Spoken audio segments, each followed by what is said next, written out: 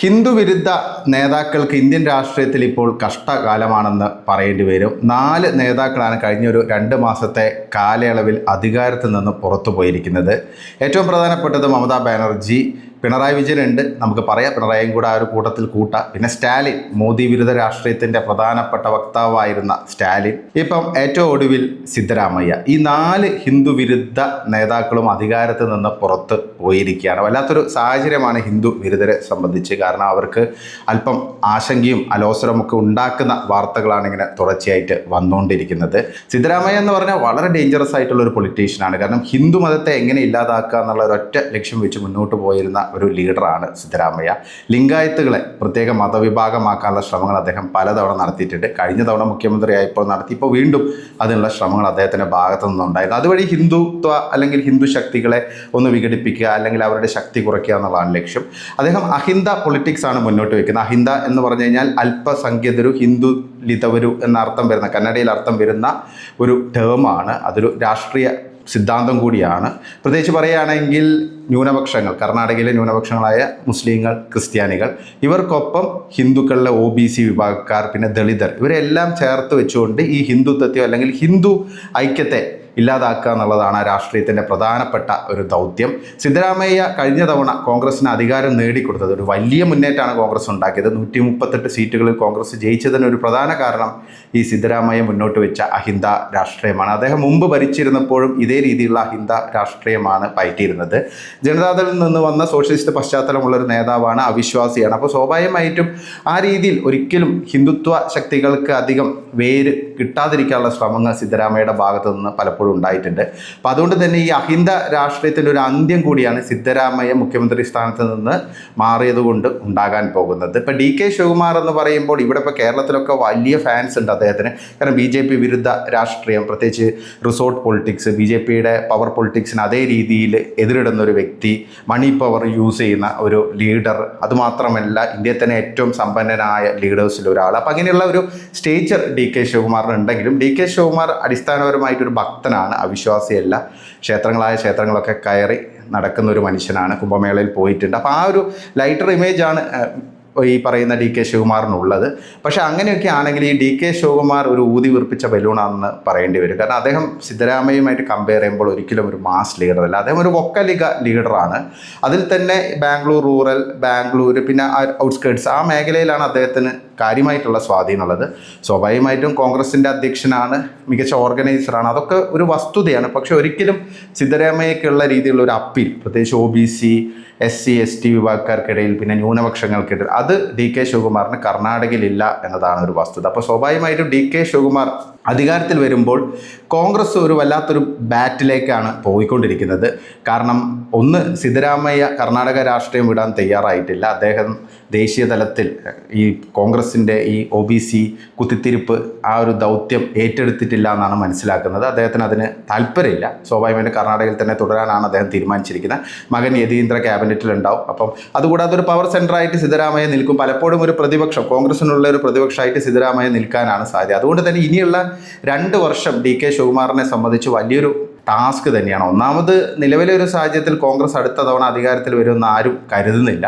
കഴിഞ്ഞ ലോക്സഭാ ഇലക്ഷനിൽ ആ ഒരു സൂചന കൃത്യമായിട്ട് ലഭിച്ചിരുന്നു. കാരണം BJPയും JDSും ഒന്നിച്ചതോടുകൂടി BJPയുടെ അടിസ്ഥാന വോട്ട് ബാങ്ക്, ഇപ്പോൾ ലിംഗായത്തുകൾ ഉൾപ്പെടെയുള്ള വിഭാഗം, അതുകൂടാതെ BJPക്ക് വളരെ സോളിഡായിട്ട് കിട്ടുന്ന അർബൻ വോട്ട്, അപ്പോൾ ഇതിങ്ങനെ ഒരു ഭാഗത്ത് നിൽക്കുന്നുണ്ട്. അതുകൂടാതെ തന്നെ ഈ വൊക്കലിക പാർട്ടിയാണ് ബേസിക്കലി ഇപ്പം JDS. മുമ്പ് അങ്ങനെയൊക്കെ തന്നെയാണ്, പക്ഷെ ഇപ്പം കംപ്ലീറ്റ് ഒരു വൊക്കലിക പാർട്ടിയായിട്ട് JDS മാറിയിട്ടുണ്ട്. അപ്പോൾ JDSന് എന്തൊക്കെയാണെങ്കിലും ഹാസൻ, മൈസൂർ, ആ ഒരു ഓൾഡ് മൈസൂർ റീജിയനിൽ അത്യാവശ്യം നല്ല സ്വാധീനമുണ്ട്. കനകപുര, ചാമരാജ് നഗർ, ഈ ഒരു മേഖലയിൽ. അപ്പം അതുകൊണ്ട് ഈ 2 പൊളിറ്റിക്കൽ പാർട്ടിയും കൂടി ചേരുമ്പോൾ ഒരു 50-55% ഒരു വോട്ട് പിടിക്കാൻ പറ്റുന്നൊരു കപ്പാസിറ്റി ഉണ്ട്. കഴിഞ്ഞ ലോക്സഭാ ഇലക്ഷനിൽ ഈ 2 പാർട്ടികളും ചേർന്നതുകൊണ്ടാണ് കോൺഗ്രസിന് ഒരു തകർച്ച നേരിടേണ്ടി വന്നത്. അതും വലിയൊരു വിജയം നേടി നിയമസഭാ തെരഞ്ഞെടുപ്പിൽ വമ്പൻ മുന്നേറ്റം ഉണ്ടാക്കി മാസങ്ങൾക്കകം നടന്ന തെരഞ്ഞെടുപ്പിലാണ് BJP ഗംഭീരമായിട്ട് തിരിച്ച് വന്നത്.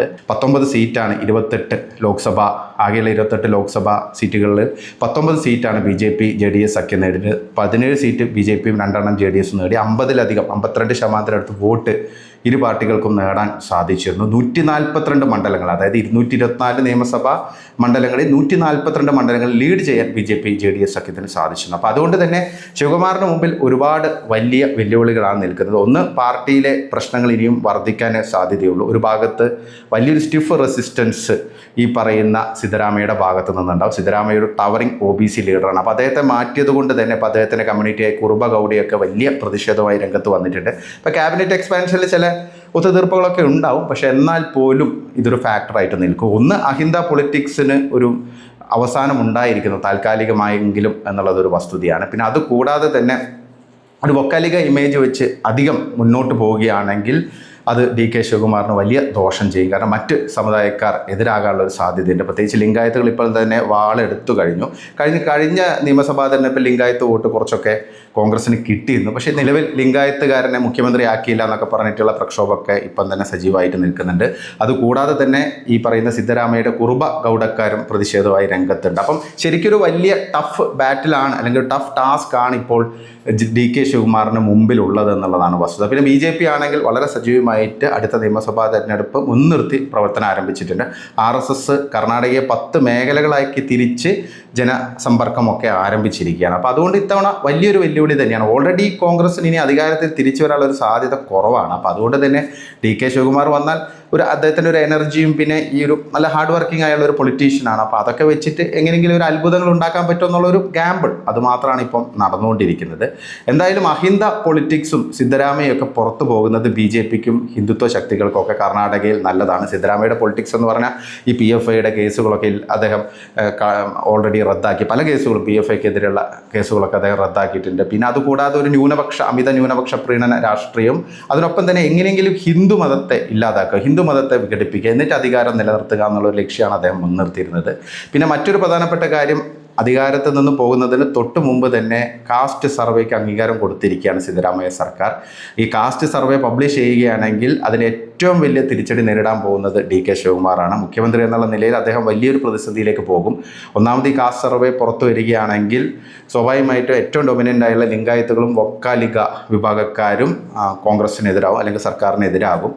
അത് ഇനിയിപ്പോൾ പബ്ലിഷ് ചെയ്തില്ലെങ്കിൽ മറ്റ് പിന്നോക്കക്കാർ, പ്രത്യേകിച്ച് ഓൾറെഡി ഇപ്പം ഈ പറയുന്ന സിദ്ധരാമയ്യ പോയതുകൊണ്ട് തന്നെ ഈ അഹിന്ദ പൊളിറ്റിക്സിനൊരു വലിയ ഒരു ശോഷണം സംഭവിക്കുമെന്നുള്ള കാര്യത്തിൽ സംശയമില്ല. അപ്പം OBC SC വിഭാഗക്കാർ കോൺഗ്രസിനെതിരാകാനുള്ള ഒരു സാധ്യതയുണ്ട്. അപ്പോൾ ഇത് BJP കൃത്യമായിട്ട് മനസ്സിലാക്കിയിട്ട് അതിൻ്റെ ഭാഗമായിട്ടാണ് സിദ്ധരാമയ്യ മാറ്റി നിർത്തിയത് പിന്നാക്കക്കാർക്കെതിരെയുള്ള കോൺഗ്രസിൻ്റെ നീക്കാണെന്നൊക്കെ പറയുന്നത്. അതുമാത്രമല്ല, അത് രാഹുൽ ഗാന്ധിക്ക് ഒരു വലിയ വെല്ലുവിളിയാണ്. കാരണം രാഹുൽ ഗാന്ധി ഓൾറെഡി കാസ്റ്റ് സെൻസസിനെ കുറിച്ചാണ് പറയുന്നത്. ദേശീയ തലത്തിൽ കാസ്റ്റ് സെൻസസ് വേണം എന്നൊക്കെ പറഞ്ഞിട്ട് സ്വന്തം സംസ്ഥാനത്ത് കാസ്റ്റ് സെൻസസ് നടപ്പാക്കാൻ പറ്റുന്നില്ല. അതായത് അതിലെ ശുപാർശകൾ നടപ്പാക്കാൻ പറ്റിയില്ലെങ്കിൽ അത് രാഹുൽ ഗാന്ധിക്കും വലിയൊരു തിരിച്ചടിയായി മാറും. ഒരു ക്രെഡിബിലിറ്റി ലോസ് ഉണ്ടാകും എന്നുള്ളതാണ്. അപ്പോൾ എന്തായാലും ഈ കർണാടകയിലെ അധികാര മാറ്റം ഈ പ്രതീക്ഷിക്കുന്ന പോലെ വലിയ സംഭവമൊന്നുമല്ല. സത്യത്തിൽ കോൺഗ്രസ് ഒരു മുൾക്കിരീടം ഓൾറെഡി അണിഞ്ഞിട്ടുണ്ട്. അത് കൂടുതൽ ഒരു അവസ്ഥയിലേക്ക്, ഒരു കൂടുതൽ ദയനീയമായുള്ള അവസ്ഥയിലേക്ക് പോകാനാണ് സാധ്യത. ഇതാണിപ്പം കർണാടകയിലെ ഈ ഒരു അധികാര മാറ്റത്തെക്കുറിച്ച് വ്യക്തമായിട്ട് പറയാൻ സാധിക്കുക.